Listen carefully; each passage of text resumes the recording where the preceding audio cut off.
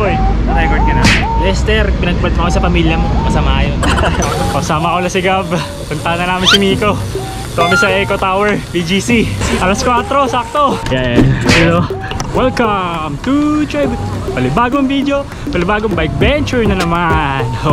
Dito na kami ngayon sa BGC. Sama ko na si Gab, tsaka si Miko.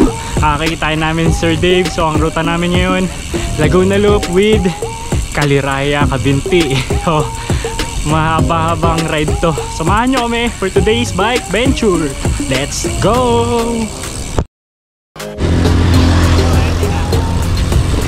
Ayan na. Tara sir. Sige. Sir Dave, sama na natin. Ang lagi isang matapang. Pati muno eh. One eternity later. Dito na kami sa SM Calamba. So kakanan na kami dito. Kikitain namin si Tax. So 6 lang pala kami for today's ride. Si Tax, mabol. So sama na natin si Tax. Dito na kami sa may bandang Bukal. Dito, bagong brand ambassador. Vector. Koy. Ali. Dito na kami sa Los Baños, Laguna. Oras 6:55. Nakaka 65 kilometers na ako simula sa bahay. Malayo-layo pa yung lalakbayin namin bago makarating dun sa Caliraya, Cavinti. So nung nakaraan hanggang Caliraya lang kami. Tapos bumaba na kami pabalik. Pero ngayon tatapusin na natin hanggang Cavinti. After ng Los Baños, napakahabang patag naman ng Bayat ng Victoria ang dadaanan mo. Sprint! 5, 4, 3, 2, 1. Sa parting ito, mapapractice kung paano kayo mag-drafting as a group. I-expect nyo na rin na malakas ang headwinds sa lugar na ito. Ilang saglit pa at nandito na kami sa lumang arko ng Pagsanhan. Saktong 100 kilometers to magmula sa amin.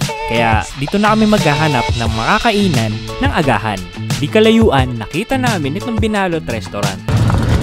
Dito kami kakain sa Binalot. First time lang namin dito eh. So ganito yung klase ng serving nila. Nakabalot sa dahon ng sagi yung kanin at ulam. Literal na binalot. Binawungan. Ito pre, ano yan? Tosino. Uy, ayos yun ah. Ano yan? Adobo. Uy, ano yan? Parehas kami ni Miko ng in-order na ulam. Adobo manak! Wala nang paligoy-ligoy pa. Buksan na natin. Sa sobrang sarap tignan itong ulam natin, pati si Gab na patulala. Gusto pa yatang agawin itong in-order ko. Sobrang sarap, naubos agad namin yung ulam. Bitin pa nga yung isang order. So tapos na kami kumain and then ayun, masarap naman yung kinainan namin sa Binalot. Sulit yung adobong manok. Ano siya, 100 pesos. May kanin na kasama. Tapos ito na, tuloy namin ang padyak papunta ng Caliraya. Dito kami ngayon sa Pagsanhan pa rin. Paras natin 9:13 na umaga. Pag nadaanan nyo na itong tulay na to, malapit na yung ahon ng Caliraya. Ayan, kung nakikita nyo yung bundok, yun yun ayan yung ahonin natin. Eto na. Eto na.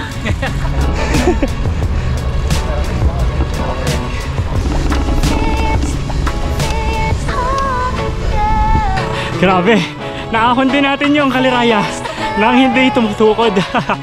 Saya. So second time na namin dito ni Gab sa Caliraya. Then si Tax, madalas din naman dito kasi taga rito lang siya sa Laguna. So si Miko, first timer. Pati si Bossing Dave. Eto na, lusong na to eh. Haba din, 8 kilometers din yung ahon na yun. Banayad siya, maglalaro sa 6% to 8% ang gradient ng ahon na yun. Siyempre, after ng ahon, may lusong. Swerte din dahil maaliwalas at hindi gaanong kainit yung panahon nung pagpunta namin dito. Sakto, 10 AM dito tayo ngayon sa Caliraya. Ganda talaga dito. So itong ride na pala namin na to, ang target namin dito maka 250 kilometers at least. Meron na akong 111 kilometers at 5 hours and 44 minutes of moving time. Ayan sila oh. So yung Caliraya pala na yan, man-made lake siya. So pag diniretso namin yung banda doon, Kabinti. Dati kasi hanggang dito lang kami, tapos umuwi, bumalik na kami diretso. Pero ngayon ikutin namin Kaliraya, Kabinti, kasi target nga namin mahaba yung ride. Tapos pagbaba namin ng Pagsanhan, pupunta pa kami ng Hala-Hala. Mahaba-haba yun. Lakas oh. After namin makapag-regroup, diretso na kami ng Padyak. Beyond this point, hindi pa namin narating yung nakaraan. Kaya nakaka-excite kung ano pa makikita namin sa daan. Meron pala dito nito. Hindi namin napuntahan ng nakaraan. Yun o, yung lighthouse oh. So doon pa kami galing. Yan, yung bundok na yan. Ride out na ulit. Dire-diretso na to. O sabi ni Sir Ali, rolling naman daw. Isa sa mga nadaanan namin, itong Japanese garden. Medyo naging blurry na pagdaan namin dito. Mapuno at malamig pa rin na simoy ng hangin paglampas mo rito. O ito, lusong pala to. Totoo nga na puro lusong yung daan after mamalampasan yung parteng residential area. Mas mahaba at matagal yung nilusong namin dito kumpara sa inahon namin kanina, Pakaliraya. Kaya di hamak na mas mahirap kung reverse yung loop na gagawin mo dito. Ito na yung falls. Ito nga, ahon na to. Pagkadating sa tulay na ito, may mga ahon na. At ilang saglit pa, makakalabas ka na ulit papunta sa National Highway. Dito, hihiwalay na si Tang at Sir Ali sa amin. Babalik na sila ng Santa Rosa at hindi nasasama sa amin paikot ng Hala-Hala. Umaon kami ng Lumban, may Kalayaan. Time check, 11:54 na umaga. Nakaka 140 kilometers na ako simula sa bahay. Yan yung Lumban signage.